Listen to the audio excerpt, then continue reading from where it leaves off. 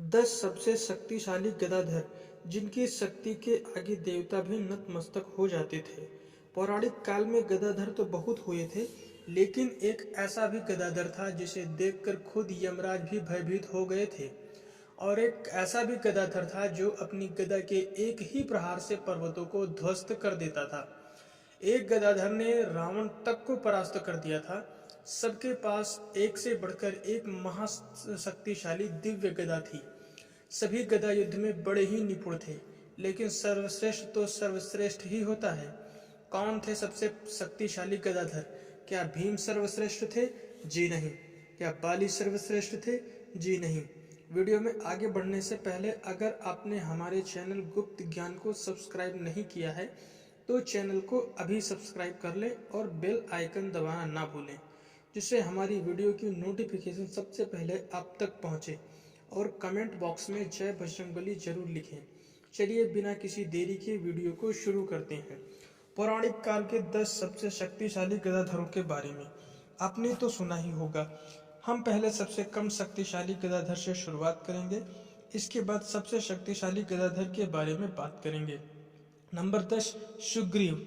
सुग्रीव महाशक्तिशाली वानर राज बाली के छोटे भाई थे। वो रामायण काल के एक ऐसे गदाधर थे जिन्होंने माता सीता को ढूंढने में भगवान राम की सहायता की थी, और रामायण के युद्ध में उन्होंने अपनी वानर सेना के साथ भगवान श्री राम का साथ भी दिया था, जिससे श्री राम रावण की सेना को परास्त कर पाए थे। सुग्रीव कितने शक्तिशाली गदाधर थे, इस बात का अंदाजा इस चीज से लगाया जा सकता है कि वो अपने भाई बाली के साथ टक्कर लेने की हिम्मत रखते थे। बाली एक ऐसा योद्धा था जिसका वध भगवान श्री राम को छुपकर करना पड़ा था, जिसमें ऐसी मायावी शक्ति थी कि जो भी उससे लड़ने जाता था वो उसकी आधी शक्ति छीन लेता था। सुग्रीव अपने बड़े भाई बाली के साथ मिलकर कई युद्ध लड़े और हर बार जीत हासिल की। उन्होंने अपने गदा से कई राक्षसों को धराशायी कर दिया और उनके रथ को भी तोड़ दिया। उनकी गदा इतनी शक्तिशाली थी कि उसके एक ही प्रहार से सैकड़ों राक्षस हवा में उछल जाते थे। एक बार तो उन्होंने रावण के मुकुट तक को भी गिरा दिया था। उनकी वीरता और शक्ति का वर्णन वाल्मीकि की रामायण में विस्तार से किया गया है। नंबर 9 पर आते हैं अंगद। अंगद वानर राज वाली के पुत्र थे। जब वो रावण के महल में दूत बनकर पहुंचे तो अपनी गदा के अद्भुत बल से उन्होंने वहां भारी तांडव मचाया और सीधा रावण की सभा में जा पहुंचे। सभी में उन्होंने रावण को चुनौती दी कि पहले मेरा पैर हिलाकर दिखाए। रावण की सभा में मौजूद कोई भी योद्धा उनका पैर तक न हिला पाया। रावण के युद्ध के दौरान भी उन्होंने अपनी गदा के बल पर कई राक्षसों का वध करके अपनी वीरता का प्रमाण दिया था। नंबर 8 पर है जरासंध। जरासंध महाभारत काल के एक बहुत ही बलशाली राजा थे। वो जरासंध इतना शक्तिशाली था कि उसके आक्रमण से मथुरावासी को बचाने के लिए भगवान श्री कृष्ण को समुद्र के बीच द्वारिका में अपना नगर बसाना पड़ा था। जरासंध के पास अपार सेना थी और उसे किसी भी युद्ध में हराना लगभग असंभव था। ऐसे में भगवान श्री कृष्ण ने एक अनोखी योजना बनाई। उन्होंने सोचा कि जरासंध को युद्ध के मैदान में हराना मुश्किल हो सकता है, लेकिन उसे द्वंद्व युद्ध की चुनौती देकर पराजित करना संभव है। योजना के अनुसार श्री कृष्ण, अर्जुन और भीम ब्राह्मण का वेश धारण करके जरासंध के महल में पहुंचे। उन्होंने जरासंध से कहा कि वे तीनों ब्राह्मण हैं और वो जरासंध से कुछ दान में मांगना चाहते हैं। जरासंध ने उनकी बात सुनकर कहा, अब जो चाहे मांगे, मैं उसे अवश्य पूरा करूंगा। तभी श्री कृष्ण ने अपना वेश हटाया और कहा, जरासंध, मैं ब्राह्मण नहीं हूँ, मैं श्री कृष्ण हूँ। ये अर्जुन है और ये भीम है। हम तुमसे युद्ध करने के लिए आए हैं। अगर तुम में साहस है तुम हमसे द्वंद्व युद्ध करो। जरासंध ने उनका प्रस्ताव स्वीकार किया, लेकिन उसने कहा कि वो केवल भीम के साथ द्वंद्व युद्ध करेगा, क्योंकि सब में भीम ही ज्यादा शक्तिशाली दिखाई दे रहे थे। इसलिए अहंकार में आकर जरासंध ने भीम से युद्ध करना चाहा। इसके बाद भीम और जरासंध के बीच भयंकर गदा युद्ध शुरू हुआ। जरासंध गदा युद्ध में इतना निपुण था कि भीम किसी भी तरह से उसे परास्त नहीं कर पाए। तब दोनों में मल्ल युद्ध शुरू हुआ। ये युद्ध 13 दिनों तक चला। दोनों योद्धा अपनी पूरी शक्ति और कौशल का प्रदर्शन कर रहे थे, लेकिन जब भीम जरासंध का वध करते थे तब जरासंध फिर से जीवित हो जाता था। 13वें दिन श्री कृष्ण ने भीम को संकेत दिया। उन्होंने भीम को याद दिलाया कि जरासंध का शरीर दो हिस्सों को जोड़कर बनाया गया था और उसकी यही कमजोरी है। तब भीम ने तुरंत जरासंध को भूमि पर पटक दिया और उसकी शरीर के बीच से पकड़कर दो टुकड़ों में फाड़ दिया। इसके बाद भीम ने उन्हें दो दिशाओं में फेंक दिया, जिससे जरासंध फिर से जीवित नहीं हो पाया। इस तरह श्री कृष्ण की योजना और भीम की शक्ति से जरासंध का अंत हुआ। नंबर 7 पर आते हैं भीम। भीम एक ऐसे गदाधारी थे जिनके शरीर में 10,000 हाथियों का बल था। कहते हैं कि वो गदा युद्ध में कभी नहीं हारे। रंगभूमि में गुरु द्रोण ने भीम को सर्वश्रेष्ठ गदाधर घोषित किया था। जब भरी सभा में कुलवधु द्रौपदी का अपमान हुआ था, तब युधिष्ठिर ने द्रौपदी को भी दांव पर लगा दिया था। तब सभी पांडवों में सिर्फ भीम ने ही युधिष्ठिर का विरोध किया था। फिर भीम ने सबके सामने प्रण लिया कि वे सभी कौरवों का वध करेंगे। जिस दुशासन ने द्रौपदी का केस पकड़ा था, तब भीम ने प्रतिज्ञा की थी कि उसकी छाती के रक्त से भीम द्रौपदी के बाल धोएंगे। उन्होंने अपनी प्रतिज्ञा अनुसार कुरुक्षेत्र में भीम ने अपने गदा के प्रहार से एक एक करके सभी कौरवों का वध कर दिया। युद्ध के अंतिम दिन दुर्योधन के साथ उनका गदा युद्ध हुआ, जिसमें उन्होंने दुर्योधन का भी वध कर दिया। हालांकि दुर्योधन को मारने के लिए भीम को गदा युद्ध के नियम को भी तोड़ना पड़ा था। नंबर 6 पर आता है दुर्योधन। भगवान श्री कृष्ण के भाई बलराम जी से स्वयं दुर्योधन को गदा युद्ध की शिक्षा दी थी। बलराम जी दुर्योधन को ही श्रेष्ठ गदाधर मानते थे। पांडवों के वनवास से पहले ही भीम गदा युद्ध में श्रेष्ठ थे।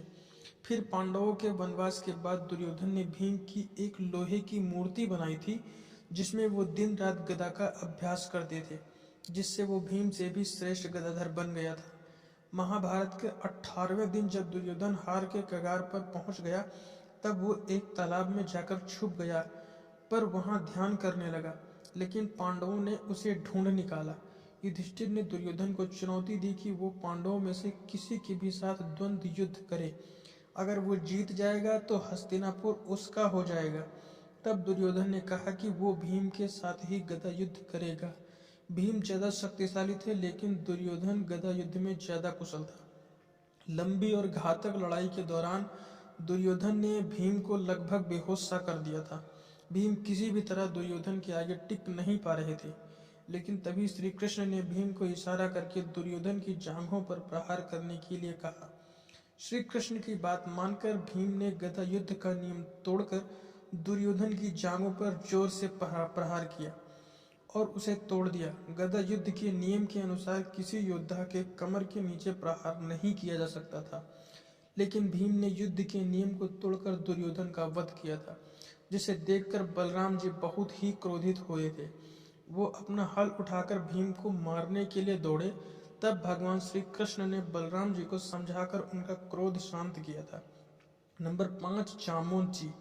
जामवंत जी एक ऐसे चिरंजीवी हैं जो सतयुग से लेकर कलयुग तक जीवित हैं, और वो समुद्र मंथन के समय भी उपस्थित थे, और उन्होंने भगवान विष्णु की कूर्म अवतार को भी अपने आंखों से देखा था।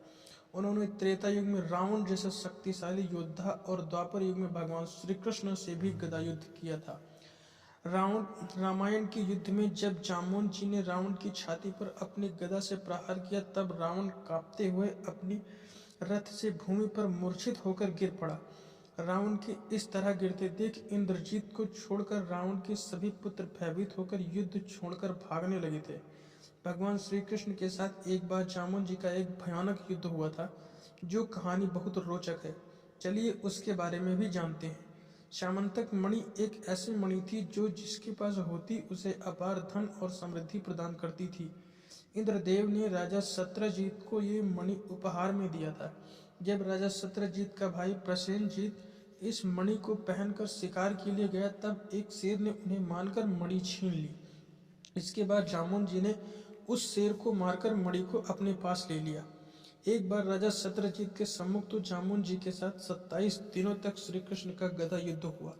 आखिर में जामवंत जी ने श्री कृष्ण की दिव्यता को पहचान लिया और उनकी मणि के साथ अपनी बेटी का भी हाथ दे दिया। जामुन जी कितने शक्तिशाली थे, उनके साथ खुद भगवान श्री कृष्ण को 27 दिनों तक गदा युद्ध करना पड़ा था। नंबर 4, बाली। बाली देवराज इंद्र के पुत्र थे, जिससे उन्हें दिव्य शक्ति प्राप्त थी। उसके पास एक अद्भुत वरदान था कि जब कोई भी शत्रु उससे युद्ध करता था तो उसकी आधी शक्ति बाली की हो जाती थी। इस वरदान के कारण बाली को परास्त करना लगभग असंभव था। बाली ने अपने भाई सुग्रीव को अपने राज्य से निकाल दिया था। जब सुग्रीव बाली से गदा युद्ध करने जाता था, तब बाली सुग्रीव को बुरी तरह घायल करके उसे भगा देता था। बाली का वध करने के लिए सुग्रीव ने श्री राम से सहायता मांगी थी। श्री राम के सामने जब सुग्रीव बाली के साथ युद्ध करने गया तो राम ने उसे छुपकर मारा था। एक बार बाली पूजा कर रहा था, जैसे ही रावण ने बाली पर हमला करना चाहा, बाली ने तुरंत उसे रोक लिया। अपनी अद्भुत शक्ति से उसने रावण को पकड़कर अपने बगल में दबा लिया। रावण अपनी पूरी ताकत लगाकर भी बाली की पकड़ से छूट नहीं पाया। बाली उसे अपने बगल में दबाए हुए सैकड़ों मील तक घूमता रहा। तब बाली के आगे रावण का घमंड चूर चूर हो गया। नंबर 3 पर बलराम। बलराम जी शेष नाग के अवतार हैं और श्री कृष्ण के बड़े भाई थे। उन्होंने अपने हल और गदा के कई शस्त्रों को धारण किया। उन्हें गदा युद्ध के कौशल में सर्वश्रेष्ठ माना जाता था और उन्होंने भीम और दुर्योधन जैसे महान योद्धाओं को गदा युद्ध सिखाया था। पूरी नारायणी सेना को उन्होंने गदा युद्ध की शिक्षा दी थी। महाभारत काल में उनकी गदा के सामने कोई नहीं टिक पाता था। वो ही इस युग के सर्वश्रेष्ठ गदाधर थे।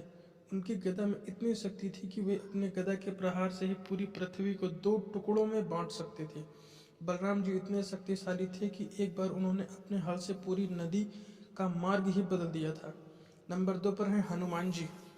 हनुमान जी भगवान शिव के 11वें रुद्रावतार के रूप में माने जाते हैं। वो एक श्रेष्ठ गदाधर थे।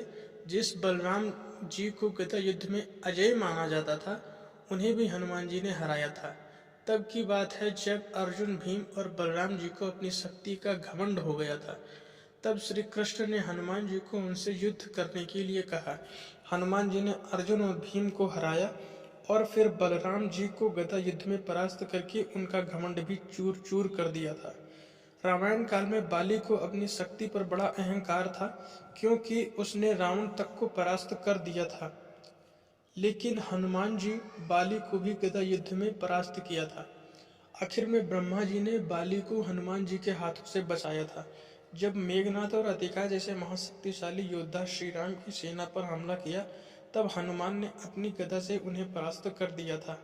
उनकी गदा की इतनी तीव्र थी कि बड़े बड़े योद्धा भी उनसे बच नहीं पाते थे। नंबर 1 पर आते हैं भगवान विष्णु। भगवान विष्णु संपूर्ण ब्रह्मांड का पालनहार हैं। उनकी 4 भुजाओं में से एक में उन्होंने गदा धारण किया हुआ है। ये गदा शक्ति और न्याय का प्रतीक है। उनके गदा का नाम कौमुदकी है। भगवान विष्णु न जाने कितने शक्तिशाली राक्षसों को अपनी गदा से पराजित करके धर्म की स्थापना की थी। जैसे महादेव से धनुर्विद्या की उत्पत्ति हुई थी, वैसे ही भगवान विष्णु से गदा युद्ध कला का जन्म हुआ था। इसलिए भगवान विष्णु ही सर्वश्रेष्ठ गदाधारी हैं। कमेंट बॉक्स में जय श्री विष्णु अवश्य लिखिएगा। भगवान विष्णु की कृपा हमेशा आपके घर परिवार पर बनी रहे। आपके अनुसार सर्वश्रेष्ठ गदाधर कौन था, कमेंट बॉक्स में जरूर बताएं। अगर वीडियो पसंद आई तो वीडियो को लाइक करें, चैनल को सब्सक्राइब करें। मिलते हैं किसी नेक्स्ट वीडियो में, तब तक के लिए खुश रहें।